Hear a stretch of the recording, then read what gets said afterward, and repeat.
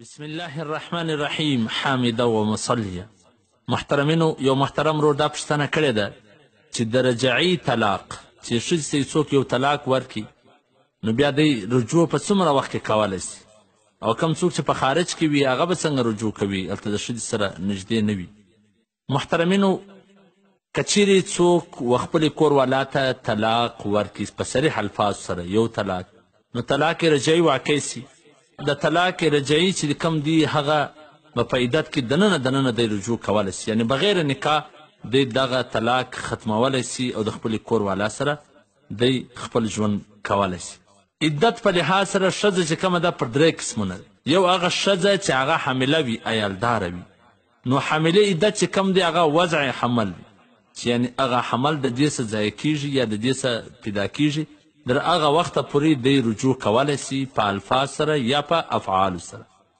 دویم دا دی چې هغه ښځې ته دا میاشتني مریضي راځي، نو چې هغه وله راځي بیا په درې حیضه کې دننه چې درې واره د ناجوړي ورته راځي، په دې کې دننه دی د خپلې کور والا سره رجوع کولی سي. او دریم هغه ښځې چې هغه ناحامله دي نه هغه ته ناجوړي راځي، د هغو درې میاشتې، نو دا رجوع څنګه کولی سي؟ په ژبه سره هم کولی سي چې دی ووایي چې بس ما رجوع وکړله، او په اعمالو سره په افعالو سره هم کولی سي چې کور والا سره په خواهشات په رغبت سره لاس ولګوي، نو په دې سره هم رجوع ثابتیږي، رجوع کولی سي. دا صرف دا دی چې په دا وخت کې په دا عدت کې دننه بغیر نکاح رجوع کولی سي.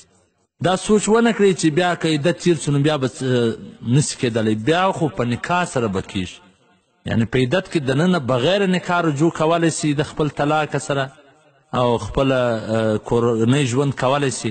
خو که د عدت تیر سو بیا نو نکاح تړل ضروري ده، بیا هم د هغه سره یو ځای کېدلی سي، ځکه خو یو طلاق یا دوه طلاق دي، مغلظه نه ده، نو بیا به په نکاح سره یو ځای کېږي، بغیر نکاح بیا نسي کېدلی که عدت تیر سو.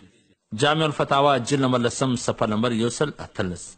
دغه رنګه آپ کے مسائل جلد نمبر 5 صفحه نمبر 240. والسلام.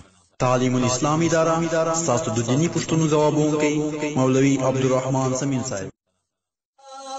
زمونږ زړه مولوي عبدالرحمن د صمیم، لکه لمر خپل مسیر ته روان د صمیم او روان د صمیم، د صحاح او قرآن ترجمان د صمیم، لکه لمر خپل مسیر ته روان د صمیم او روان د صمیم.